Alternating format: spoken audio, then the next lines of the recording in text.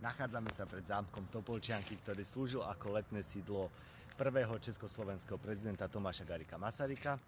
A na Zimnom okruhu môžete nájsť aj apartmány, v ktorých teda Tomáš Garrigue Masaryk bol ubytovávaný, alebo teda v ktorých žil, a na tie sa veľmi teším.